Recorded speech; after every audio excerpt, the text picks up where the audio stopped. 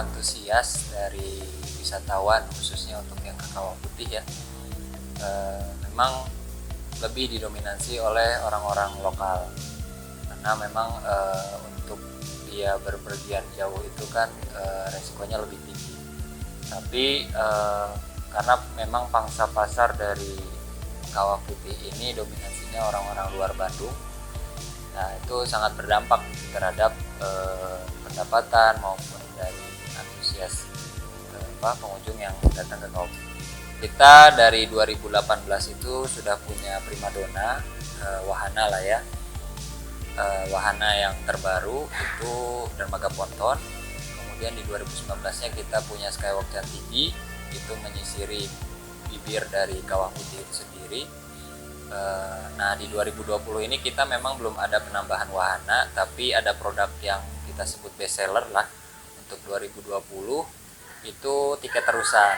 Jadi yang sebelumnya kita jual tiket masuk dengan tiket wahana itu terpisah, sekarang kita bundling jadi satu.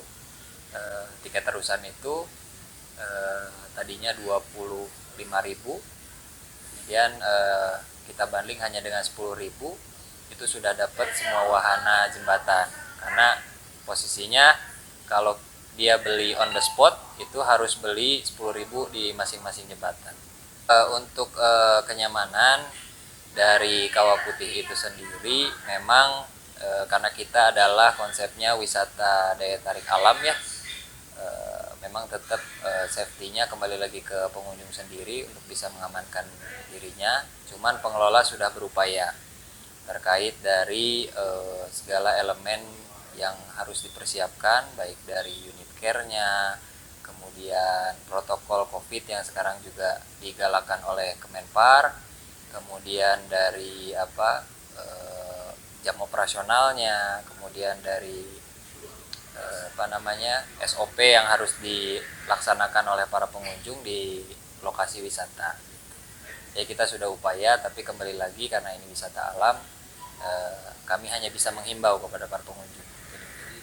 Kita sebagai BUMN memang punya 3 pilar utama. Salah satunya adalah sosial, atau kita sebut people-nya lah. Kita memberdayakan masyarakat sekitar sini, di mana semua terbasic kepada basic activity yang ada di sini. Jadi kita memberdayakan masyarakat. Yang paling mencolok di sini memang dari angkutan wisata. Angkutan wisata ini itu dikelola oleh masyarakat sekitar, seperti itu. Kemudian dari warung-warungan, kemudian kios, kemudian juga banyak mitra-mitra payung, mitra foto, dan lain sebagainya. Itu memang pemberdayaan masyarakat sekitar.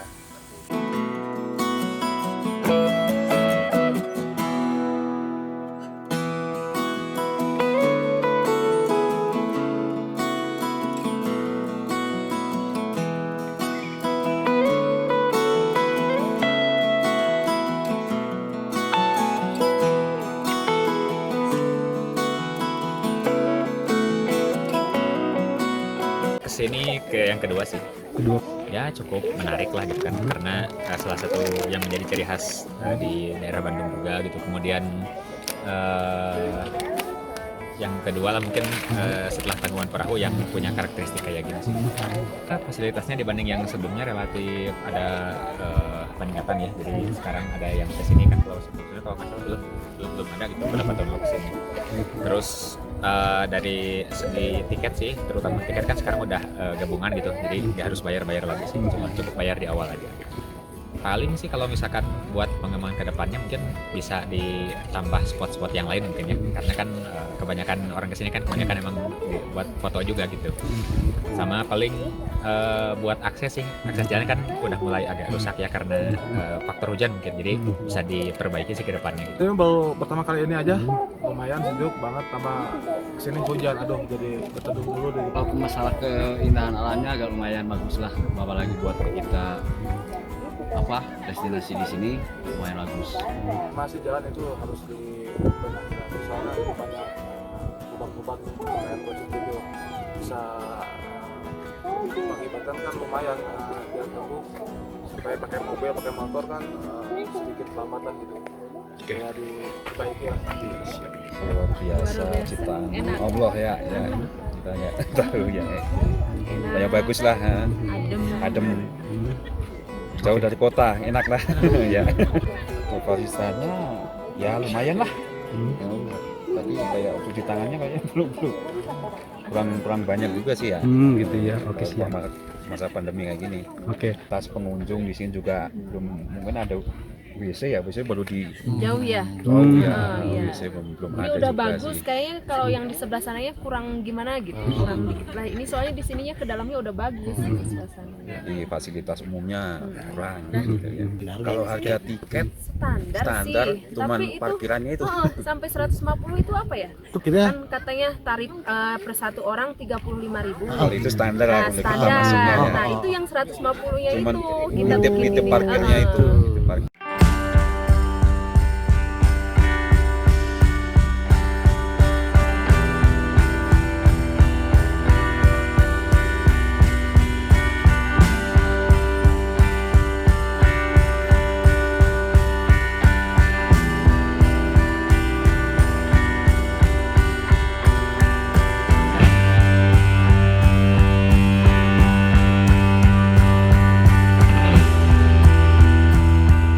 Banyak persiapan-persiapan kita terkait peningkatan pelayanan di wisata Kawah Putih, khususnya baik itu jalan maupun fasilitas umum yang ada di sini, itu selalu kita upayakan untuk dilakukan pemeliharaan fasilitas. Dan memang kritik yang banyak kami terima itu terkait jalan. Memang tidak mudah lah untuk Perum Perhutani, tapi secara planning itu sudah masuk di 2021 insya Allah itu sudah masuk ke dalam agenda investasi kita, perbaikan jalan, karena bukan jalan pendek ya Pak, posisinya itu 5,6 kilo yang harus kita perbaiki dan biayanya tidak murah gitu. Terkait tiket parkir yang ada di atas, kenapa mobil pribadi ketika dia bisa masuk ke atas, parkir di atas itu lebih mahal ketimbang harus naik angkutan ontang-anting. Itu sengaja kita lakukan karena untuk meminimalisir jumlah mobil yang parkir di atas. Kebayang sama teman-teman ketika memang harganya murah gitu kan, itu berapa banyak mobil yang akan parkir di atas gitu kan, sedangkan kapasitas mobil di atas itu hanya 160 mobil gitu kan. Nah, itu untuk menekan. Contoh ya, kalau kita bicara secara pola bisnis supaya minimalisir pembelian, kita mahalin kan seperti itu. Jadi lebih eksklusif lah. Bahasa saya lebih eksklusif ketika bisa parkir di dekat pusat kawah seperti itu. Dan arahnya adalah ketika memang itu berat untuk pengunjung, kami sudah ada yang lebih murah kan gitu. Ada angkutan wisata, kenapa tidak digunakan juga? Itu kan termasuk meningkatkan pendapatan dari masyarakat sekitar kan gitu. Ini sambil juga saya sampaikan bahwa memang kita sudah coba sosialisasi di medsos kita, juga di beberapa spanduk-spanduk yang kita pasang. Di tanggal 16 November ini 2020 itu akan diterapkan tiket baru, tarif baru, di mana peningkatannya memang tidak terlalu signifikan, dari 25.000 tadinya naik jadi 27.000, hanya naik 2.000. Kemudian dari ontang-anting pun sama, dari 25 jadi 27. Tujuannya untuk apa? Karena memang kita untuk meningkatkan pelayanan di sini, di mana manajemen ini berpikir untuk menggeser minat dari pengunjung untuk melakukan pembayaran secara cash gitu. Jadi kita lebih prefer untuk pengunjung-pengunjung yang datang ke sini pembayarannya dilakukan secara cashless gitu. Jadi angkanya pun tidak bulat gitu, tidak di 25, kenapa tidak 30, sengaja di 27, supaya apa? Supaya dia lebih prefer untuk bayar secara cashless gitu. Karena memang manajemen berpikir lebih aman ketika memang pengunjung dipermudah dengan sistem tiketing yang pembayarannya secara cashless gitu. Memang kita lebih dominasinya di medsos ya, dan yang lebih tren di kita itu IG Kawah Putih, itu ada di @kawaputih_official. Kemudian di Facebook juga kita aktif, ada kawaputih_official juga. Kalau web kita sedang mengembangkan juga. Nah, termasuk di termin 2021, awal 2021 itu kita akan punya aplikasi Discover. Ini juga dalam rentetan peningkatan pelayanan kita. Jadi masyarakat itu ketika ingin berwisata itu hanya tinggal buka app itu, aplikasinya, dan dia bisa temukan banyak lokasi destinasi wisata dan diarahkan untuk pembayaran secara cashless. Itu yang akan jadi PR kita di awal 2021.